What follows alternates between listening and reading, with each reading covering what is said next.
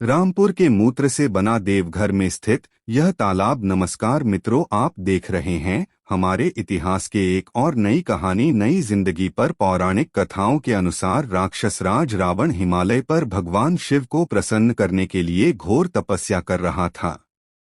शिवजी को प्रसन्न न होता देख उसने एक एक करके अपना सर शिवलिंग पर चलाना शुरू कर दिया। एक एक करके 9 सिरे चढ़ाने के बाद 10 का सिर काटने कोई था कि शिवजी प्रसन्न होकर प्रकट हो गए। उन्होंने उसके 10 सिर को ज्यों का त्यों कर दिया और उसे वरदान मांगने को कहा। शिव जी की तपस्या करते करते रावण के मन मंदिर में भगवान शिव की श्रद्धा घर कर गई थी और उसने भगवान शिव से खुद को भगवान का सबसे बड़ा भक्त बनने का वरदान मांगा और साथ ही भगवान शिव को कैलाश छोड़ अपने साथ लंका चलने की इच्छा भी जाए।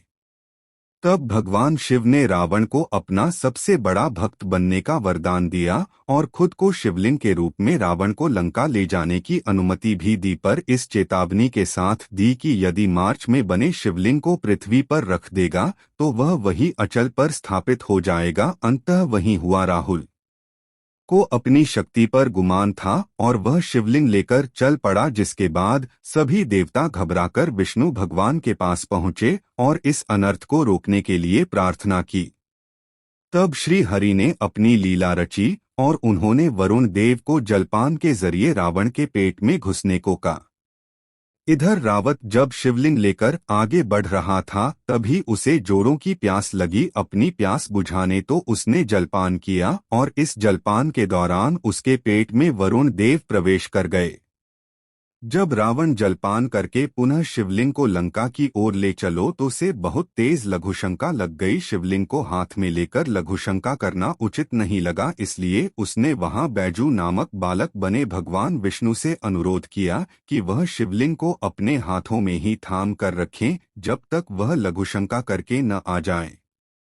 रावण के पेट में वरुण देव समा गए थे, इसलिए वह लंबे समय तक मूत्र विसर्जन करता रहा। उसने इतना मूत्र विसर्जन किया कि उससे बड़ा तालाब बन गया। इस बीच बालक बने भगवान विष्णु जी ने शिवलिंग को भूमि पर रख दिया और शिवलिंग स्थापित हो गया और बाबा वैद्यनाथ धाम के नाम से प्रसिद्ध हुआ।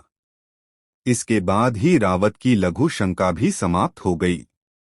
जब रावण लौटकर आया तो अपने लाख कोशिशों के बावजूद भी शिवलिंग को उखाड़ नहीं पाया और निराश तथा क्रोधित होकर शिवलिंग पर अपना अंगूठा कराकर लंका चला गया। वितरण के मूत्र से बना यह तालाब बाबा वैद्यनाथ धाम मंदिर के ठीक सामने आज भी उसी अवस्था में है। बाबा वैद्यनाथ मंदिर के पास 2 तालाब है, एक मिलो करते हैं लेकिन दूसरे तालाब के पानी को कोई छोटा तक नहीं। लोगों का ऐसा कहना है कि इस तालाब का निर्माण रावण के मूत्र से हुआ था और यह तालाब आज भी रावण तालाब के नाम से प्रसिद्ध है। अगर वीडियो पसंद आया हो तुम्हारे चरण को लाइक और शेयर करना ना भूले। राधे राधे, धन्यवाद।